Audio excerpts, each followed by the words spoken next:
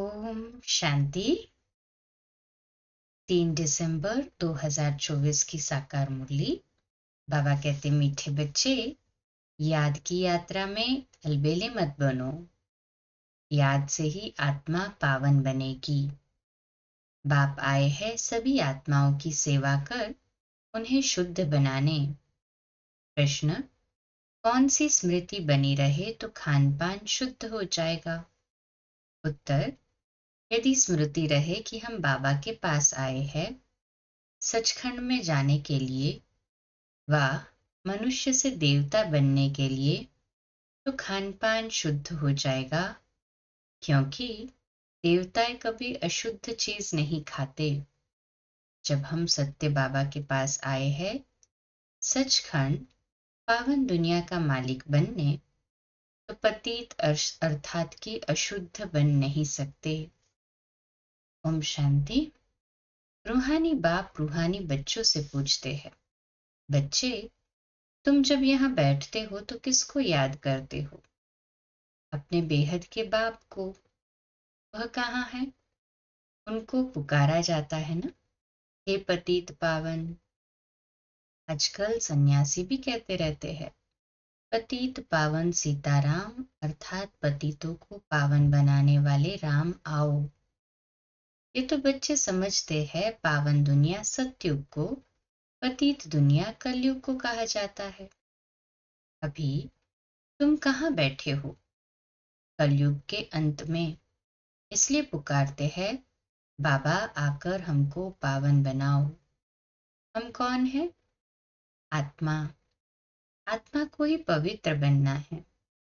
आत्मा पवित्र बनती है तो शरीर भी पवित्र मिलता है। आत्मा के पतित बनने से शरीर भी पतित मिलता है।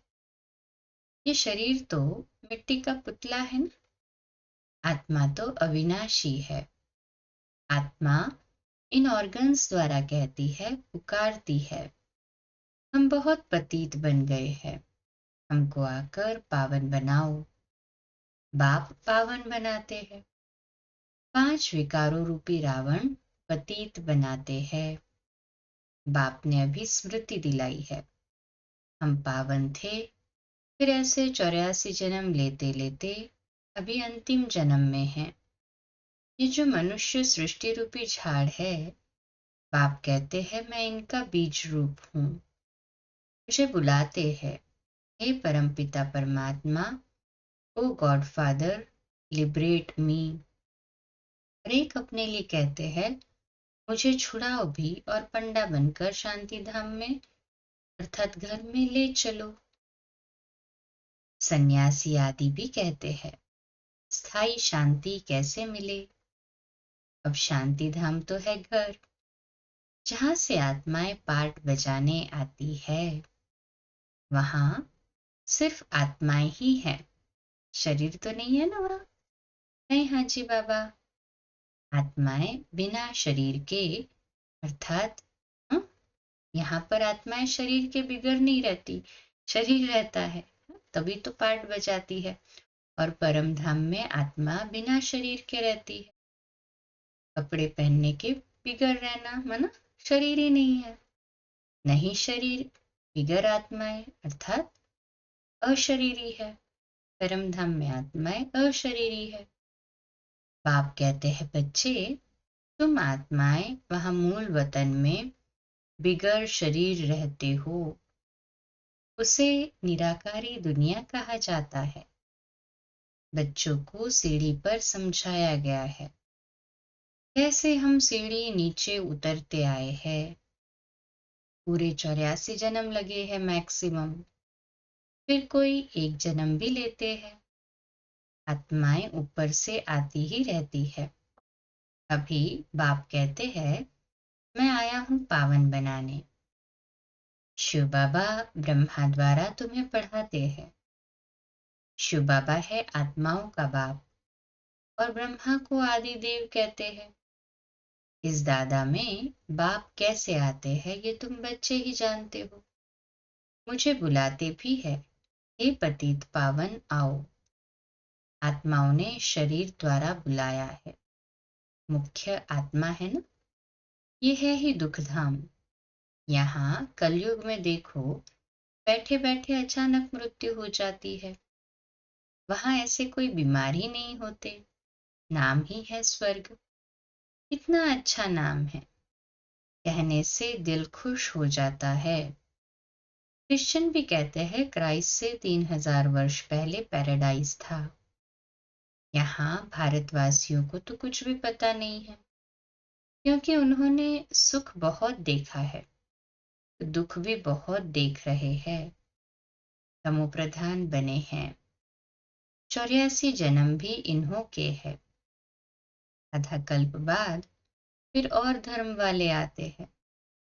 अभी तुम समझते हो, आधा कल्प देवी देवताएं थे तो और कोई धर्म नहीं था। फिर त्रेता में जब राम हुआ तो भी इस्लामी बौद्ध ही नहीं थे। मनुष्य तो बिल्कुल घोर अंधियारे में है ना। है हाजी बाबा कह देते दुनिया की आयु लाखों वर्ष है, इसलिए मनुष्य मूंझते हैं। कलयुग अजून छोटा बच्चा है। तुम अभी समझते हो, कलयुग पूरा हो अभी सतयुग आएगा। इसलिए तुम आए हो बाप से स्वर्ग का वर्षा लेने। तुम सब स्वर्गवासी थे। बाप आते ही है स्वर्ग स्थापन करने। तुम ही स्वर्ग में आते हो। बाकी सब शांति धाम घर चले जाते हैं। वह है स्वीट होम। आत्माएं वहां निवास करती है। फिर यहाँ आकर पार्टधारी बनते हैं। शरीर बिगड़ तो आत्मा बोल भी न सके। वहां शरीर न होने कारण आत्माएं शांति में रहती है। फिर आधा कल्प है देवी देवताएं, सूर्यवंशी चंद्रवंशी। फिर द्वापर कलयुग में होते हैं मनुष्य। देवताओं का राज्य था, फिर अब वह कहाँ गए किसको पता नहीं। ये नॉलेज अभी तुमको बाप से मिलती है, और कोई मनुष्य में ये नॉलेज होती नहीं। बाप ही आकर मनुष्यों को ये नॉलेज देते हैं, जिससे ही मनुष्य से देवता बनते हैं। तुम यहाँ आए ही हो मनुष्य से देवता बनने के लिए। देवताओं का खान पान अशुद्ध नहीं होता। वे कभी बीड़ी आदि पीते नहीं। यहाँ के पतित मनुष्यों की बात मत पूछो, क्या क्या खाते हैं। अब बाप समझाते हैं ये भारत पहले सचखंड था। जरूर सच्चे बाप ने स्थापन किया होगा। बाप को ही ट्रुथ कहा जाता है। बाप ही कहते हैं मैं इस भारत को सचखंड बनाता हूँ। तुम सच्चे देवताएं कैसे बन सकते हो, वह भी तुमको सिखलाता हूँ। कितने बच्चे यहाँ आते हैं, इसलिए ये मकान आदि बनवाने पड़ते हैं। अंत तक भी बनते रहेंगे, बहुत बनेंगे। मकान खरीद भी करते हैं। शिव बाबा ब्रह्मा द्वारा कार्य करते हैं। ब्रह्मा हो गया सावरा, क्योंकि ये बहुत जन्मों के अंत का जन्म है ना। ये फिर गोरा बनेगा। कृष्ण का भी चित्र गोरा और सावरा है ना।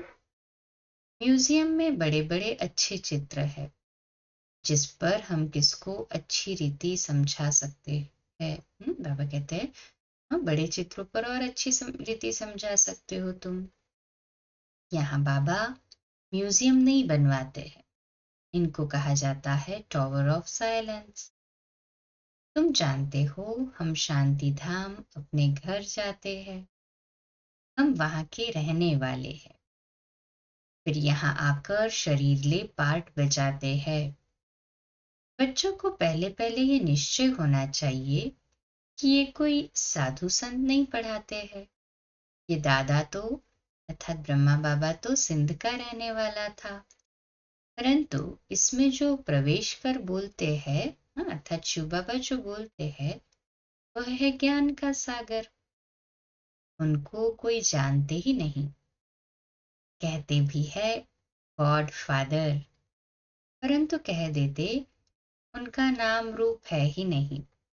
वह निराकार है। का कोई आकार नहीं है, फिर कह देते वह सर्वव्यापी है। अरे परमात्मा कहाँ है? कहेंगे वह सर्वव्यापी है, सबके अंदर है। अरे हर एक के अंदर आत्मा बैठी है, सब भाई भाई है ना। फिर घट घट में परमात्मा कहाँ से आया? ऐसे नहीं कहेंगे परमात्मा भी है और आत्मा भी है।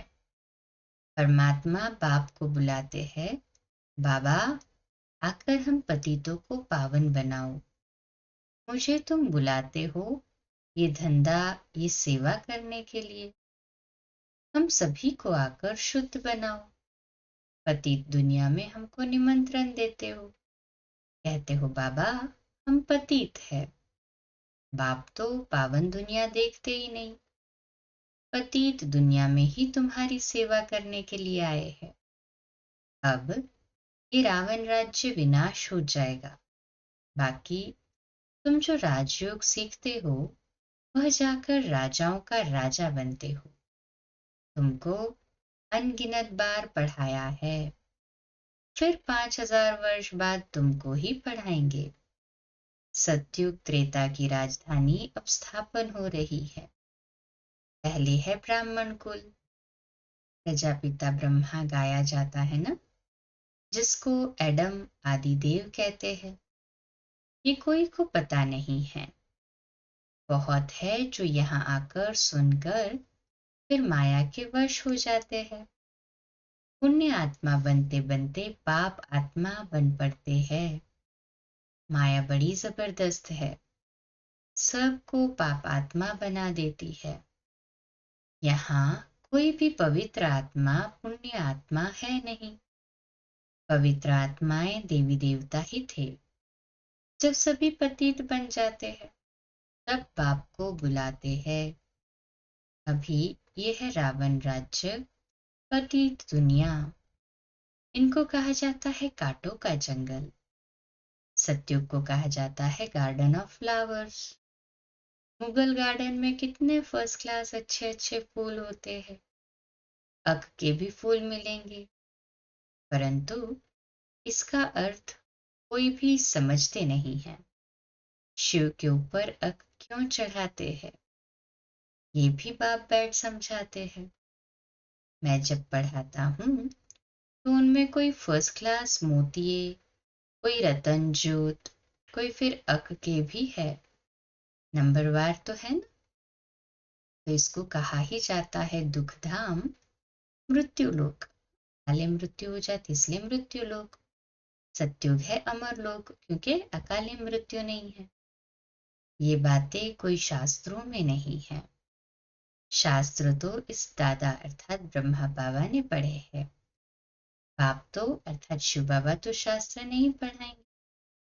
बाप तो खुद सदगति दाता है, करके गीता को रेफर करते हैं। सर्व शास्त्रमयी शिरोमणि गीता भगवान ने गाई है, परंतु भगवान किसको कहा जाता है ये भारतवासियों को पता ही नहीं। बाप कहते हैं मैं निष्काम सेवा करता हूँ, तुमको विश्व का मालिक बनाता हूँ। मैं नहीं बनता हूँ। स्वर्ग में तुम मुझे याद नहीं करते हो। दुख में सिमरन सब करे, सुख में करे न कोई। इनको दुख और सुख का खेल कहा जाता है। स्वर्ग में और कोई दूसरा धर्म होता ही नहीं, वह सभी आते ही है बाद में। तुम जानते हो अभी इस पुरानी दुनिया का विनाश हो जाएगा। नेचुरल कैलेमिटीज, तूफान आएंगे जोर से, सब खत्म हो जाएंगे। तो बाप अभी आकर बेसमझदार से समझदार बनाते हैं। बाप ने कितना धन माल दिया था, सब कहाँ गया? अभी कितने इंसॉल्वेंट बन गए हैं। भारत जो सोने की चिड़िया था वह अब क्या बन पड़ा है? अब फिर पतित पावन बाप आए हुए हैं, राजयोग सिखला रहे हैं। वह है हठ योग, यह है राजयोग। ये राजयोग दोनों के लिए है। वह हठ योग सिर्फ पुरुष ही सीखते हैं। अब बाप कहते हैं पुरुषार्थ करो, विश्व का मालिक बनकर दिखाओ। अब इस पुरानी दुनिया का विनाश तो होना ही है, बाकी थोड़ा समय है। ये लड़ाई अंतिम लड़ाई है। ये लड़ाई शुरू होगी तो रुक नहीं सकती। ये लड़ाई शुरू ही तब होगी जब तुम कर्मातीत अवस्था को पाएंगे और स्वर्ग में जाने के लायक बन जाएंगे। बाप फिर भी कहते हैं, याद की यात्रा में अलबेले नहीं बनो। इसमें ही माया विघ्न डालती है। अच्छा, मीठे मीठे सिकिलदे बच्चों प्रति माता पिता बाप दादा का याद प्यार और गुड मॉर्निंग। रूहानी बाप की रूहानी बच्चों को नमस्ते। हम रूहानी बच्चों की रूहानी माता पिता बाप दादा को याद प्यार, गुड मॉर्निंग और नमस्ते। वाह बाबा वाह, शुक्रिया बाबा शुक्रिया। धारणा के लिए मुख्य सार है, पहली पॉइंट, बाप द्वारा अच्छी रीति पढ़कर फर्स्ट क्लास फूल बनना है। कांटों के इस जंगल को फूलों का बगीचा बनाने में बाप को पूरी मदद करनी है। दूसरी पॉइंट, कर्मातीत अवस्था को प्राप्त करने व स्वर्ग में ऊंच पद का अधिकार प्राप्त करने के लिए याद की यात्रा में तत्पर रहना है, अलबेला नहीं बनना है। आज का मीठा वरदान, अपने मस्तक पर सदा बाप की दुआओं का हाथ अनुभव करने वाले मास्टर विघ्न विनाशक भव। आज का सुमान, मैं मास्टर विघ्न विनाशक आत्मा हूँ। मैं मास्टर विघ्न विनाशक आत्मा हूँ। विश्लेषण, गणेश को विघ्न विनाशक कहते हैं। विघ्न विनाशक वही बनते जिनमें सर्व शक्तियां हैं। सर्व शक्तियों को समय प्रमाण कार्य में लगाओ तो विघ्न ठहर नहीं सकते। कितने भी रूप से माया आए, लेकिन आप नॉलेजफुल बनो। नॉलेजफुल आत्मा कभी माया से हार नहीं खा सकती। जब मस्तक पर बाप दादा की दुआओं का हाथ है तो विजय का तिलक लगा हुआ है। परमात्मा हाथ और साथ विघ्न विनाशक बना देता है। स्लोगन, स्वयं में गुणों को धारण कर दूसरों को गुणदान करने वाले ही गुणमूर्त है। अव्यक्त इशारा आज का, बाप दादा बच्चों को निरंतर सच्चे सेवाधारी बनने के लिए कहते हैं, लेकिन अगर नाम सेवा हो और स्वयं भी डिस्टर्ब हो, दूसरे को भी डिस्टर्ब करे, ऐसी सेवा न करना अच्छा है, क्योंकि सेवा का विशेष गुण संतुष्टता है। जहाँ संतुष्टता नहीं, चाहे स्वयं से चाहे संपर्क वालों से, वह सेवा न स्वयं को फल की प्राप्ति कराएगी न दूसरों को। इससे स्वयं अपने को पहले संतुष्ट मनी बनाए, फिर सेवा में आओ तो अच्छा है। नहीं तो सूक्ष्म बोझ चढ़ता है और वह बोझ उड़ती कला में विघ्न रूप बन जाता है। अच्छा, कम बोलो, धीरे बोलो, मीठा बोलो, सत्य बोलो, सोच समझकर बोलो। निमित्त भाव, निर्माण भाव, निर्मल वाणी। आज का नया दिन आप सभी को मुबारक हो, मुबारक हो, मुबारक हो। शुभ दिवस। ओम शांति।